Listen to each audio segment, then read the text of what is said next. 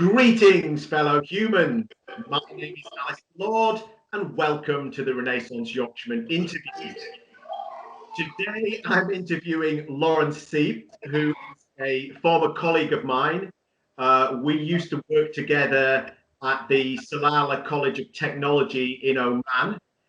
We even shared an office for a year, if memory serves me correctly. Me, you, and Amy.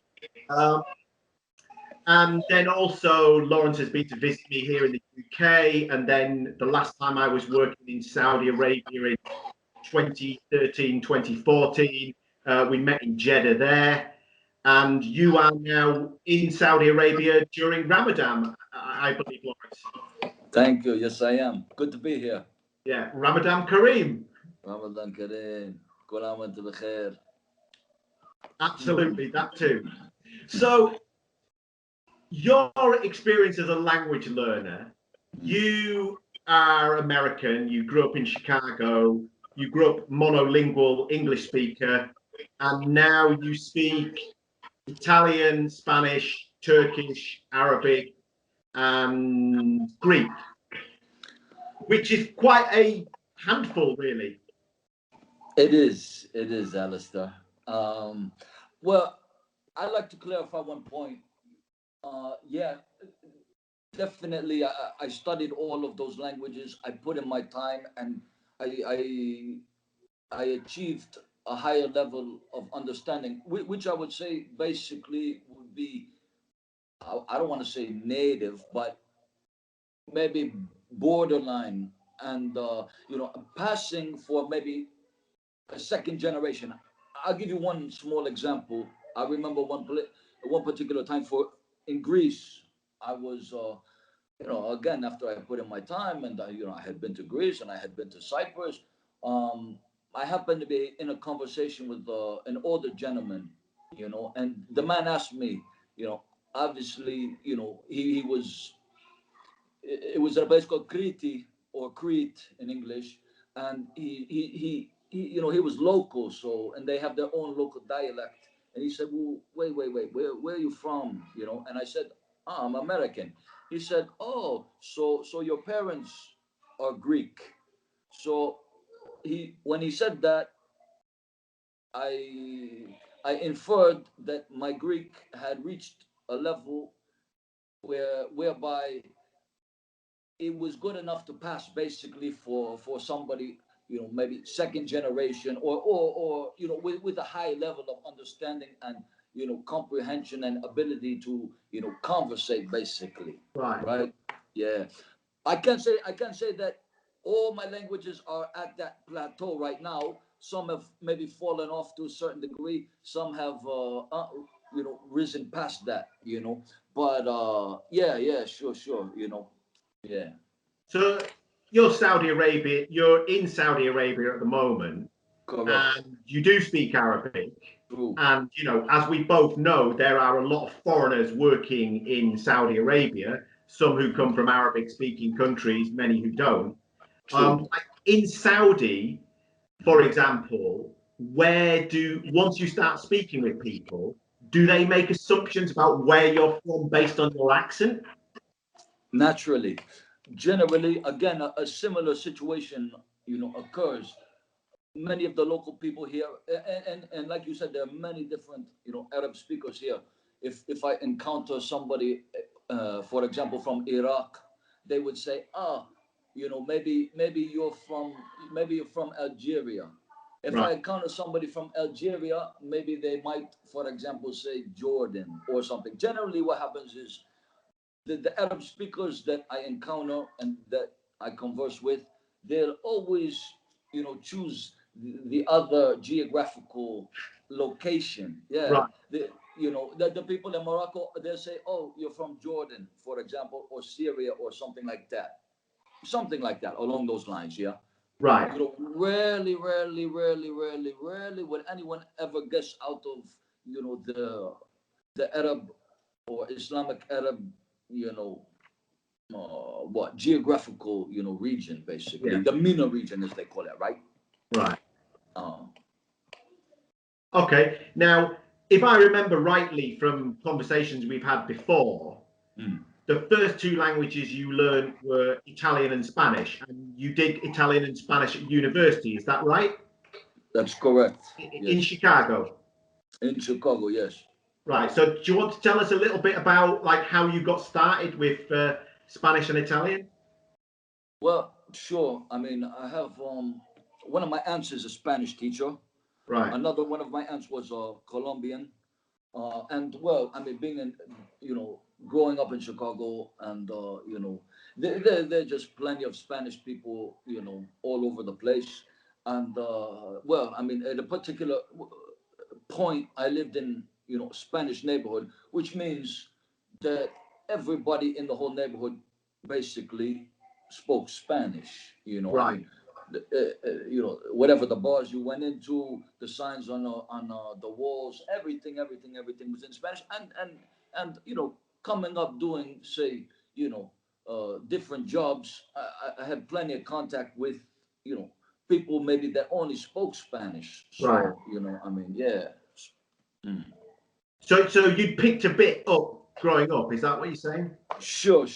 And likewise, I had some Italian friends, and say for example, maybe the parents were first generation Italians, and okay, I spent some time with them, and in that same vein, I had one of my close friends.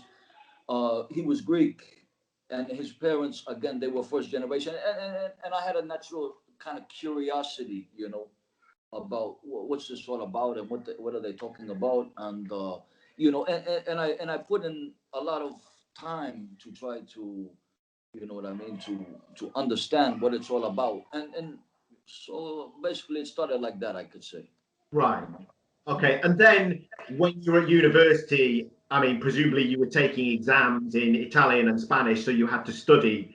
Um, I mean, was that more heavily reading and writing, or were you doing lots of speaking? I mean, what was the emphasis when you studied at university? Both of them were language and literature, Right.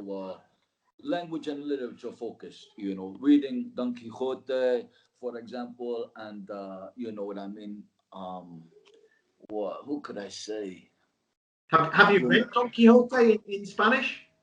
I've definitely read sections of it. That's for sure. Yeah.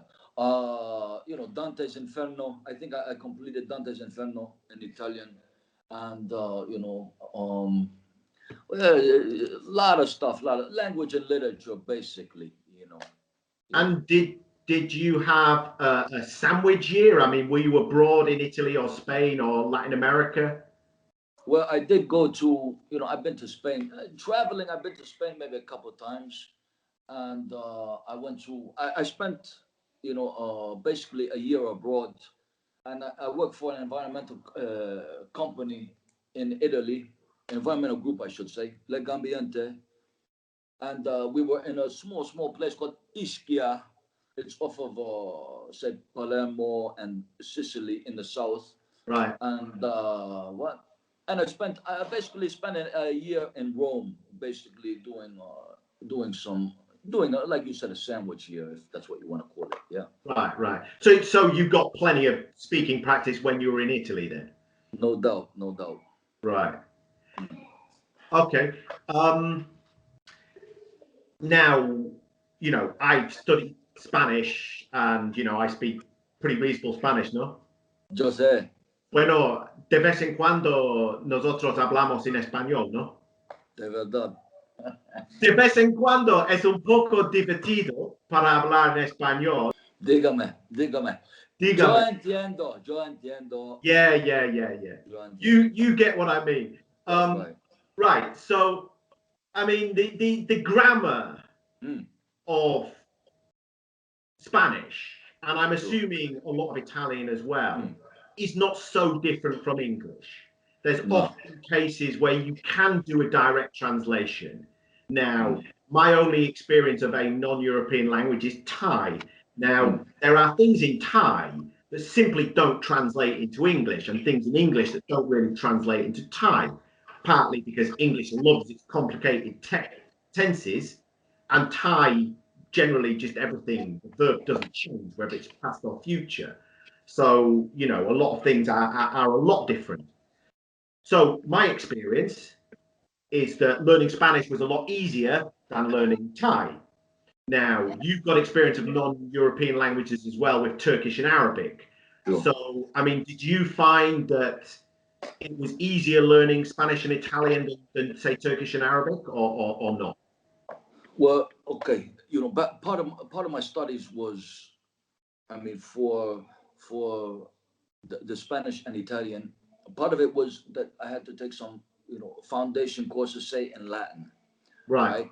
And so, yeah, I mean, basically, I could tell you that, I mean, I've never been to. I'll give you some, you know what I mean, uh, parable or metaphor or some sort of parallel understanding. I've never been to Romania. I've never really had any sort of encounters with any Romanians or anything like that. And the language, of course. But of course, we know this is one of the Romance languages. Now, I mean, okay, I was deep, say, into Spanish and Italian for a long time, and my understanding was, I'm gonna say, great. You know what I mean? Uh, Now, I never one particular day, some Romanian program happened to be on the television. And again, I had never heard it. I had zero contact, zero experience with the language, and right away, I could hear it. Yeah, I could hear it.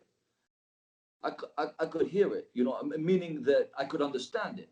right, And I was surprised. I mean, it caught me off guard because I said to myself, wait, I know it's not French, I know it's not Italian, yeah, I know it's not Portuguese, yeah, and okay, and somehow I deduced, I don't recall exactly how, but it was Romanian, and I mean, basically what was being said there, I mean, I had the general gist and you know what I mean, understanding of what was going on in that particular program. Now, right. yeah, no doubt. When it comes down to whatever phonetics, when it comes down to root words, when it comes down to uh, what you know what just the language structure. I mean, yeah. I mean, sure, definitely. English is. You know what I mean? I'm gonna say like what you know what I mean. A cousin. It's a cousin language, if I could say that. You know what I mean? Yeah, And of all those, Spanish and all those, Italian. yeah, sure. All those other Romance languages, they're all like sister languages. I mean, basically, I mean, I could pick up anybody, that's, you know, fluent, semi-fluent, at an advanced level in those languages, could pick up any sort of dictionary, and basically thumb through the dictionary, and they can make out, 90% of, whatever's in there, Yeah. basically.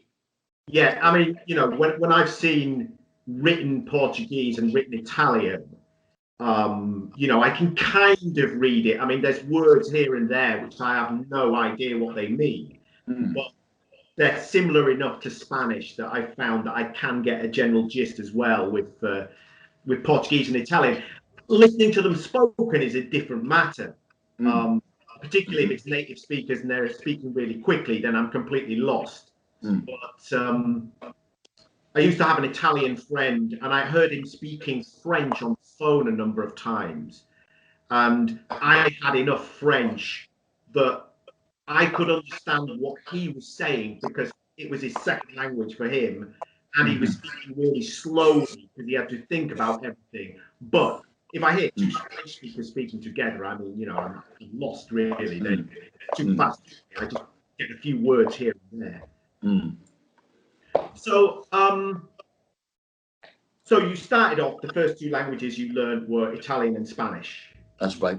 What was the next one after that? And what was the Greek. circumstances? Greek was number three. Greek was the Okay, third so language. how did you come to learn Greek then?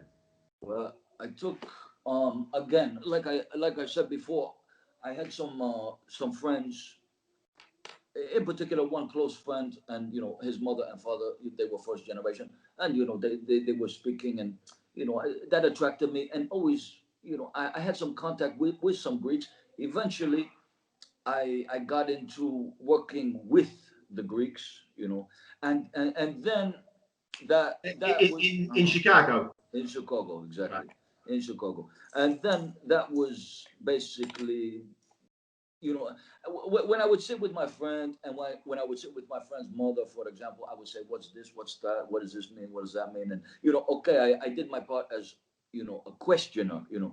curious person, asking what's this and what's that, and maybe to kind of catch on to how the language might sound, and then when I started to work with the Greeks, then I said, okay, look, and I found a very good course. It was a diplomatic course. I don't remember the name right now. I want to say FSI, if that makes Foreign Services Institute, I believe, possibly, yeah. And it was a diplomatic course, and of course Greek is a different alphabet, right? Right. So it was a book.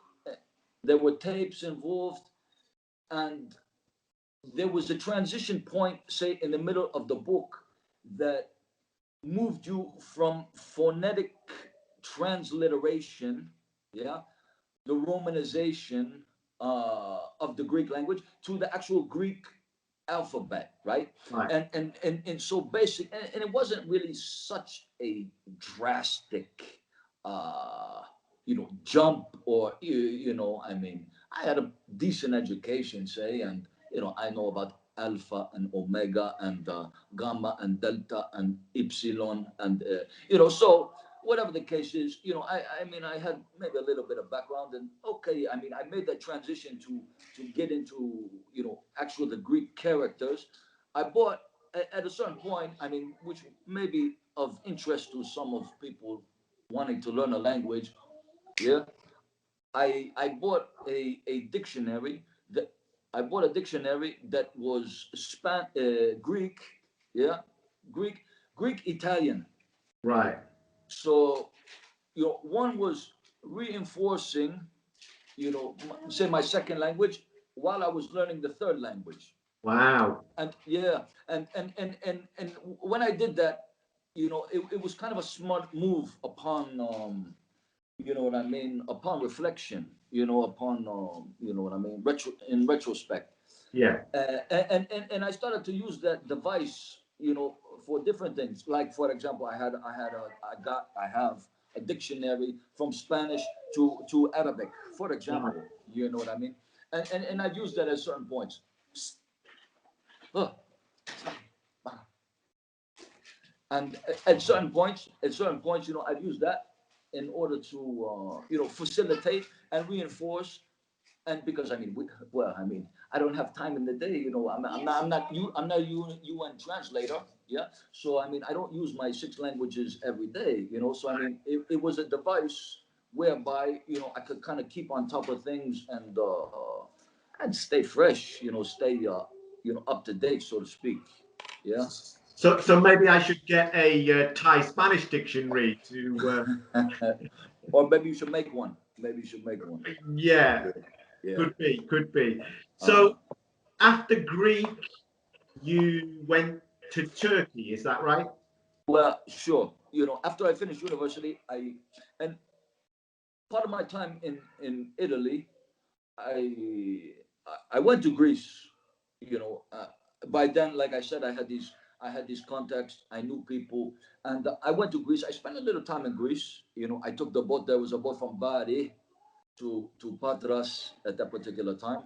I don't know if it's still running or not, but I visited people, and I went around, and I got some, you know what I mean, what context, and I got some, experience behind what I knew, and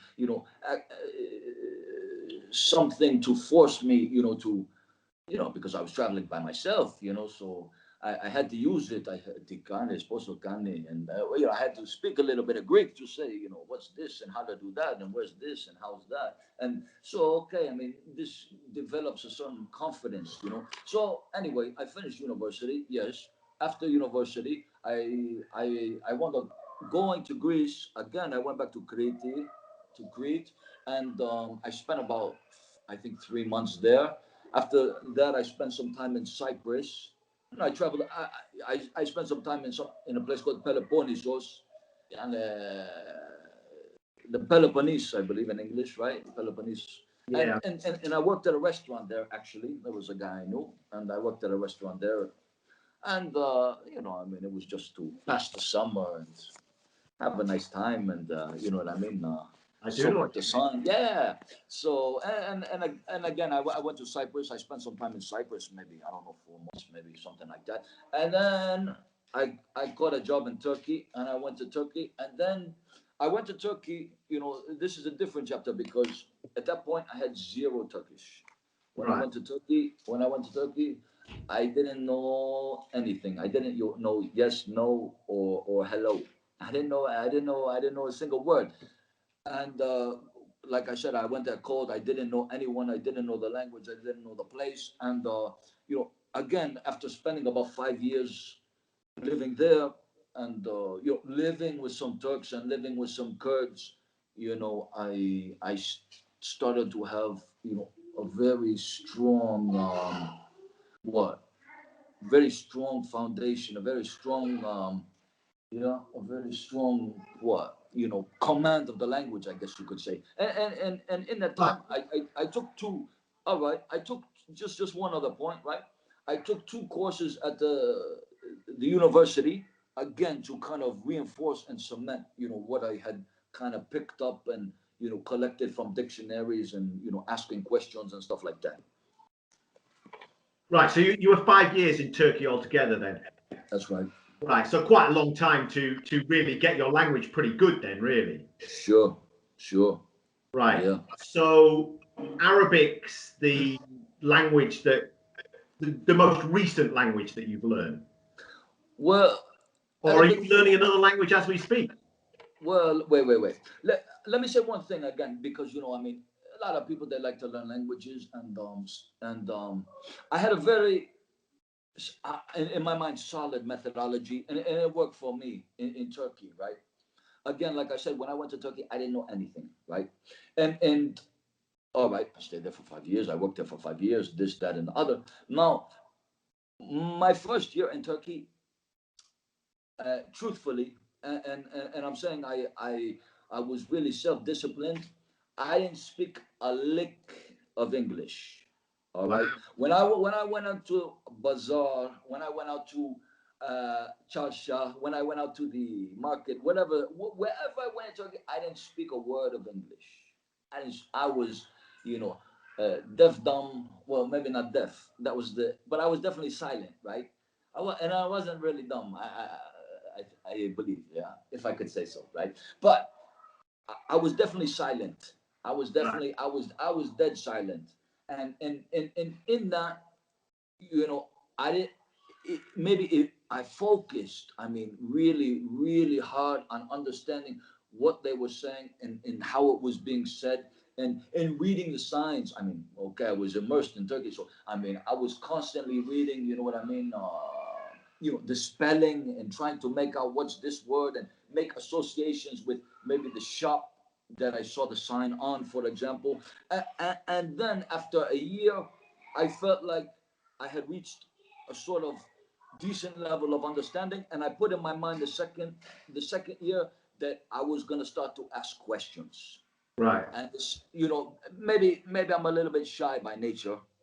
Maybe I've outgrown it a certain bit, but the second year I said to myself, I'm gonna ask questions this year. Yeah. It was my second contract, so there was kind of like a natural break, kind of like a New Year's resolution, basically, Right. So Right. I said, okay, this year I'm gonna stay. I like it, I'm gonna ask questions and I'm gonna take it to a next level. And I did, basically, I mean, I asked questions, what's this and how does that work? And then we got into Turkish grammar, and I found, of course, the thing was upside down, basically, from everything that I had previously encountered, even from Arabic grammar. And and and, and speaking about Arabic, Arabic, I had started back in the United States. Right. I had worked with some Iraqis, people from Iraq, and I started to what I started to get close to them, and again, this curiosity in this language and this, that, and the other. I started to get into it and the writing and everything, and so it was kind of like that was kind of like a project that I never really left, you Right. know. And then finally, after 5 years of living in Turkey, you know, I said, look, I kind of want to because after 5 years in Turkey, you know, the people that know me, they can bear witness, they can testify that, you know, my Turkish was, you know what I mean, Pretty like, fluent. yeah, pretty great, pretty nice, you know. So, and then I went to Oman, and that was basically maybe the first place where I had a kind of realm, sphere, environment whereby I could practice my Arabic, huh? And well, Ramadan Kareem Habib. Sorry. And Right. so what? Yeah, yeah, yeah. I'll let you ask a question, right?